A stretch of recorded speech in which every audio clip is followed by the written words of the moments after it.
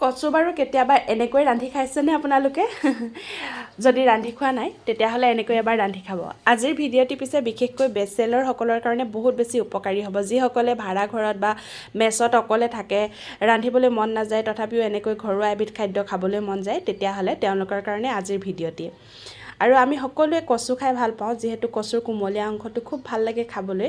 আৰু একেবাৰে সহজতে কুকাৰত এনেকৈয়ে কচুৰ আঞ্জাখন বনাব পাৰি। আজি আপোনালোকক শিকাই দিওঁ।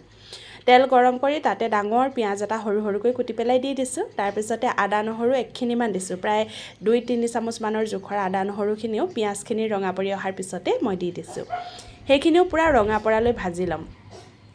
আজিকালি পিছে অকণমান পাৰফেক্ট কৰি পেলাই বিলাহীটো কাটিবলৈ জনা হৈছোঁ দেই। ভিডিঅ' বনাওঁতে এয়া চাওকচোন, এটা ভাল কাম কৰিবলৈ শিকিলোঁ। বিলাহীটো এনেকৈ যে কাটিব পাৰি তাকে। তথাপিও ভিডিঅ'টো পিছে অলপ খৰকৈ চলাইও দিছোঁ আপোনালোকক। আপোনালোকে বাৰু ক'ৰ পৰা মোৰ ভিডিঅ'বোৰ চাই আছে জনাবলৈ নাপাহৰিব। এতিয়া পিঁয়াজ, আদা, নহৰু গোটেইখিনি যেতিয়া ৰঙা পৰালৈ ভাজিলোঁ, তাৰপিছতে মই ধুনীয়াকৈ কাটি লোৱা বিলাহীখিনিও তাতে দি দিছোঁ। আৰু বিলাহীখিনিও পূৰা সিজিবলৈ এৰি দিম। সেই মুহূৰ্ততে দি দিছোঁ মই সোৱাদ অনুসৰি নিমখ আৰু হালধি। আৰু ধুনীয়াকৈ বিলাহীখিনি গলি যোৱালৈকে লৰাই ভাজি থাকিম ঢাকন দি।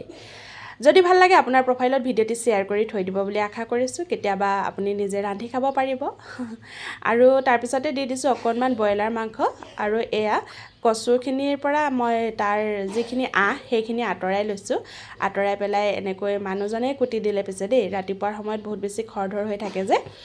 আনফালে মোৰ মাংসখিনি সিজি অহাৰ পিছতে তাতে দি দিছোঁ 2-4মান আলু। আলুখিনিও সিজিবলৈ মই লৰাই বগৰাই আছোঁ। আৰু তাৰপিছত যেতিয়া আলুখিনি অলপ সিজি আহিল, তাৰপিছতে দি দিছোঁ মই কাটি লোৱা কচুখিনি।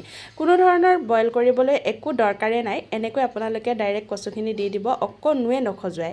যদি আপুনি ইচ্ছা কৰে এই মুহূৰ্ততে বহুত বেছি পৰিমাণে জলকীয়া আৰু জালুক দি দিব পাৰে। আমাৰ মুনুক খুৱাম কাৰণে আমি জলকীয়া আৰু জালুকটোৰ পৰা আঁতৰি আছোঁ।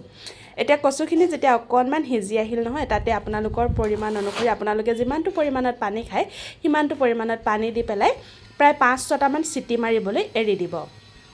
এনেকুৱা ধুনীয়া গোন্ধ আহে নহয়, গোন্ধতে খাম লাগিব। আৰু এয়া চাওক, মই 5টামান চিটি মৰাৰ পিছত আকৌ যেতিয়া মোৰ ভাপটো উৰি গ'ল, যেতিয়া খুলি যোৱাৰ পিছত এয়া কচুৰ ৰিজাল্ট। আৰু মই আচলতে ফেচবুকত ভিডিঅ'বোৰ দি আছিলোঁ, কিন্তু ফেচবুকটো মোৰ কিবা কাৰণত বন্ধ হৈ যোৱাৰ কাৰণে ইউটিউবতো ভিডিঅ' দিবলৈ আৰম্ভ কৰিছোঁ। আৰু মোৰ এই নতুন পেজখনতো ভিডিঅ' দিবলৈ আৰম্ভ কৰিছোঁ। আশা কৰিছোঁ আগৰ পেজখনৰ দৰে আপোনালোকে মোক মৰম দি যাব, চেনেহ দি যাব। একেবাৰে শেষৰ সময়ত আপোনালোকে এনেকৈ এটা কাজি নেমুৰ এফাল চেপি দিব, 2ডোখৰ ল'ব আৰু চেপি দিব। চেপি দিয়াৰ পিছতে আৰু আপোনালোকে টেষ্ট কৰি চাব। অকল যে ভাতৰ লগতে খাব পাৰি তেনেকুৱা নহয়। কেতিয়াবা আপুনি এই শাকখন ৰুটিৰ লগতো খাই চাবচোন, বৰ ভাল লাগে।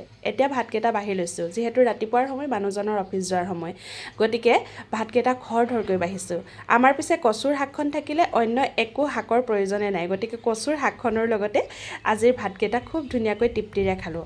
আশা কৰিছোঁ আপোনালোকেও এনেকৈ কেতিয়াবা ৰান্ধি খাব আৰু কমেণ্টৰ জৰিয়তে জনাবলৈ নাপাহৰিব কেনেকুৱা পালে। আৰু এয়া চাওক, ইমান ধুনীয়া লাগিছে। অসমীয়াৰ এসাঁজ খুব ধুনীয়াকৈ খালোঁ। আজিলৈ ইমানে আছিল, ধন্যবাদ।